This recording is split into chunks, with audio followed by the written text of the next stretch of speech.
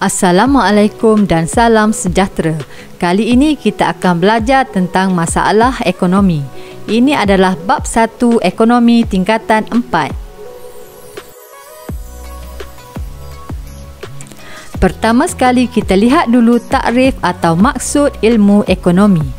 Ilmu ekonomi merupakan satu bidang sains sosial yang mengkaji cara manusia mengurus sumber ekonomi yang terhad untuk memenuhi kehendak manusia yang tidak terhad. Masalah ekonomi berpunca daripada faktor pengeluaran yang terhad, manakala kehendak manusia adalah tidak terhad. Oleh itu muncullah masalah kekurangan. Apabila berlaku kekurangan, manusia terpaksa membuat pilihan dan muncullah kos lepas. Kekurangan ialah keinginan manusia yang jauh melebihi apa yang dapat dihasilkan dalam ekonomi dengan sumber ekonomi yang terhad. Masalah kekurangan berlaku kerana ketidakseimbangan antara sumber ekonomi dan kehendak. Contoh kekurangan boleh dilihat berdasarkan rajah ini. Saya nak makan nasi ayam tapi duit saya ada RM4 je. Harga nasi ayam RM5. Budak ini kekurangan RM1, jadi dia kekurangan wang dan tidak boleh membeli nasi ayam. Kehendak ialah keinginan manusia terhadap barang dan perkhidmatan agar mencapai kehidupan yang lebih selesa dan mewah. Kehendak manusia adalah tidak terhad dan berbeza antara individu serta berdasarkan tingkat pendapatan dan citarasa masing-masing. Kehendak manusia sukar dipenuhi sepenuhnya akibat daripada sumber ekonomi yang terhad. Kita lihat pula unit ekonomi. Terdapat 3 unit ekonomi iaitu isi rumah, firma dan kerajaan. Isi rumah ialah seorang individu, sebuah keluarga atau sekumpulan individu yang tinggal bersama dan berfungsi sebagai satu unit ekonomi. Firma ialah sebuah organisasi atau unit pengeluaran yang merancang dan menggunakan faktor pengeluaran untuk mengeluarkan barang dan perkhidmatan.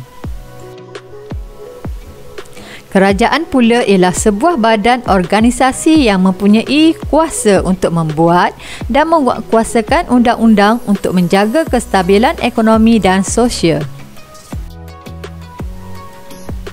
Sekarang kita lihat pula masalah ekonomi yang kedua iaitu pilihan.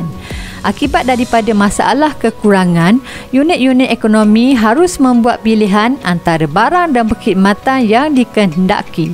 Masalah pilihan melibatkan pembuatan keputusan tentang kehendak yang perlu dipenuhi dan melibatkan pengorbanan. Gambar berikut menunjukkan contoh pilihan. Saya ingin melanjutkan pelajaran ke USM tapi jauh pula dari keluarga. Tapi kursus yang ditawarkan di USM sangat sesuai dengan cita-cita saya. Pelajar ini hendak melanjutkan pelajaran tetapi tidak mahu berjauhan dari keluarga. Tetapi dia dalam masa yang sama ingin mengikuti kursus yang ditawarkan di USM. Maka dia terpaksa membuat pilihan antara berjauhan dengan keluarga ataupun meninggalkan kursus di USM. Isi rumah, firma dan kerajaan membuat pilihan berdasarkan perkara berikut.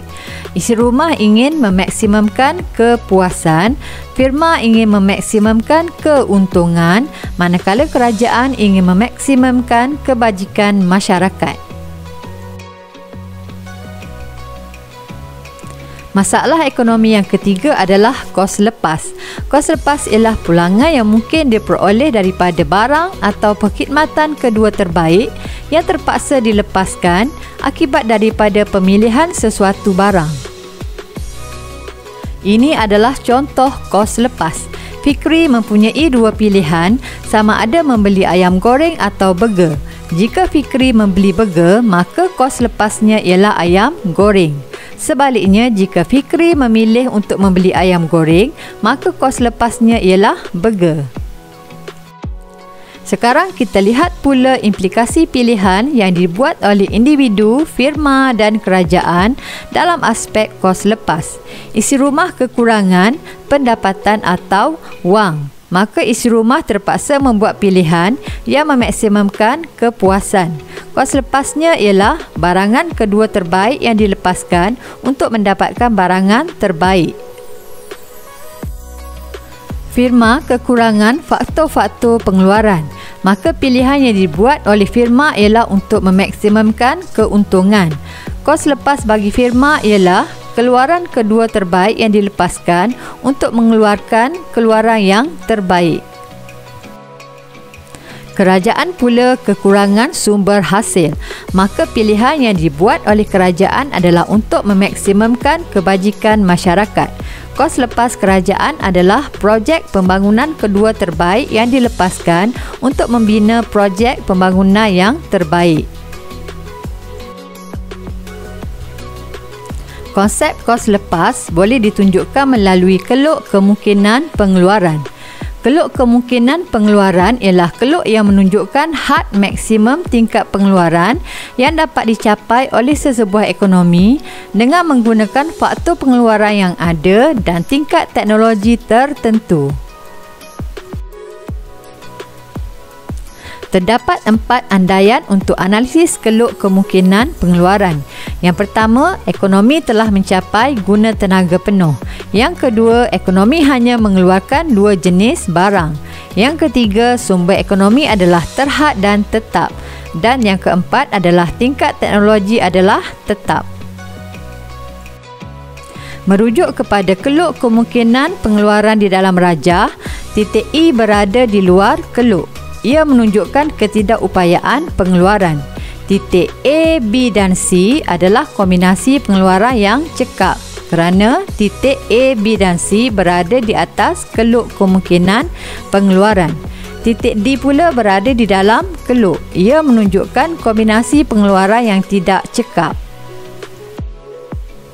Merujuk kepada rajah, titik A, B dan C di sepanjang keluk kemungkinan pengeluaran menunjukkan tingkat pengeluaran pada guna tenaga penuh.